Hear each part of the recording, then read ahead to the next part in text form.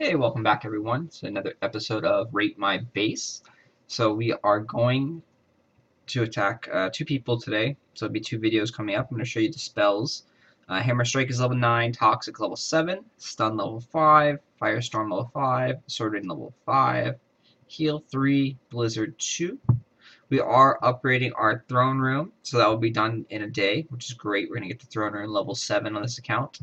And our troops are at Knight level 8, Archer level 6, Paladin level 6, Froster level 3, Cannon level 3, Pyromancer level 3, Arblaster level 2. So, the opponents that want to have their base rated are DJFMF, right down here. So we're going to go click on attack.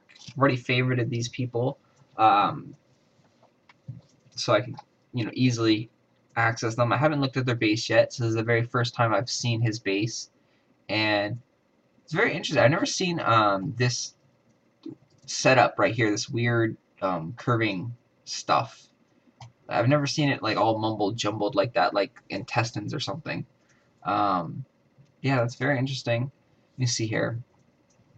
It looks to be pretty well because, well, actually this corner is going to be bad because all you have to do is do a firestorm. You firestorm over like in this area. You can touch that one, you can touch that one, you can touch that one. So you can kill 3 barricades with 1 firestorm. They're not going to kill him because he's using the blockades, most likely. He does have some barricades. But yeah, that placement right there, you're going to just go and touch all the corners, and you'll be able to burn all 3 of those. So those barricades will go down shortly. I do like these placements over here. Those are nice. I do like how he has everything over here, except for having all your towers on the sides. I'm not really a big fan of that, but it does help from not getting 100%. So, if anyone does defeat you, you'll probably get like 95%. The setup there looks good. You got a lot of barricades. He is a little bit lower level player. He's 1,800 trophies. He does have a firebolt cannon or a couple firebolt cannons. So that's pretty impressive. We're going to see where everything is. I don't think we're going to have too much trouble with this. He does have a lot of ranged troops, which is great for his setup with how his roads are. His ranged troops can sit back here and shoot. Unfortunately, I think my Sword Rain is going to be able to kill all his ranged troops, so I won't really do too much damage. But we'll see how that goes. In the beginning, since he does have a couple things close, we're going to bring out cannons right away. And then we're going to bring out knights. Our typical cannon knight strategy. We might actually just mix it up a little bit and do some Arblasters just for fun, because they are also really good against ranged troops, and he does have some cannons which could pose an issue, and Pyromancers if he has a lot of them and I can't Sword Rain. So we're going to have some cannons and Arblasters and a little bit of knights. So we're going to bring out probably 2 cannons in the beginning and then 1 Arblaster, and then slowly bring out another Arblaster. And we're going to go ahead and attack him right now. And unfortunately he's online, so cannot attack him. So we'll have to go to the next person and look at his base and then give him a go. The next person we're looking at is antonio.mp3. He looks to be a fairly strong opponent. It looks like he has just tons and tons of firebolt cannons and blockades. So it looks like every cannon is a firebolt cannon, which means he has tons and tons of money, which is crazy. And then now his troops are all paladins, knights, and a little bit of pyromancers. So we're going to need things that go well against the firebolt cannon. It means we're probably going to take off our Sword Rain for this battle. And take off our Sword Rain, and which one will we put on?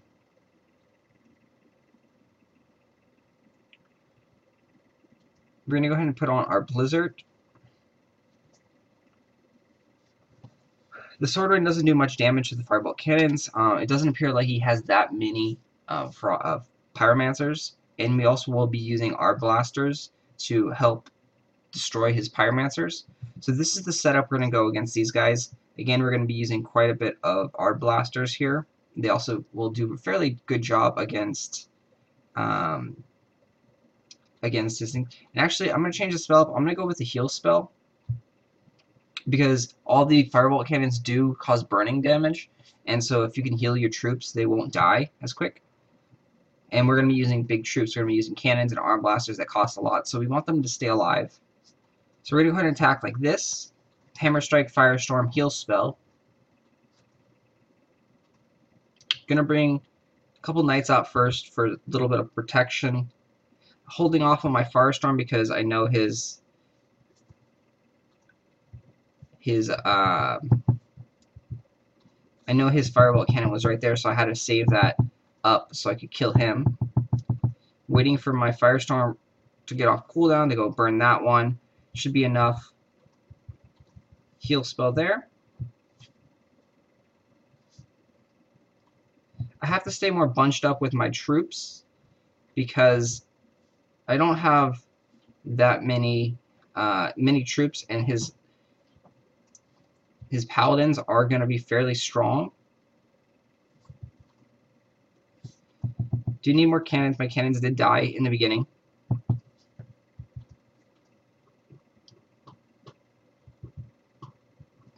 So far he has pretty good placement on all his troops. His cannons, or his firebolt towers, I should say, his towers. It's a little hectic over here as he does have a pretty strong base, so I'm trying to get through as much as possible with the setup that we have here. So I want to show you how to attack this style of base, because this is something we've never faced before in this series, and so it's a good learning experience for everyone. Double cannons right there, their towers, is not very good because they both go down in one firestorm.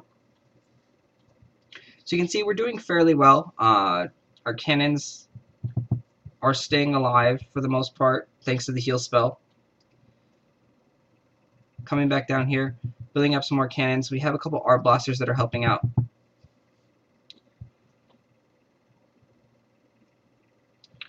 Got to make sure you always go back and heal your cannons. And same thing, having multiple towers right in the same area is not as good as maybe throwing in like a different type of tower that won't die in one hit to the firestorm.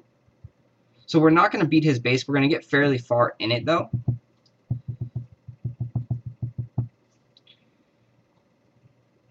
And there, I mean, I didn't expect to beat his base. I honestly didn't expect to probably get this far in his base either. We're pretty much able to get to the castle gate. We got 2 stars. So that was a successful raid in my opinion against someone that has a base that has just tons and tons of firebolt cannons. So we got 52%. We lost a little bit of trophies and medals.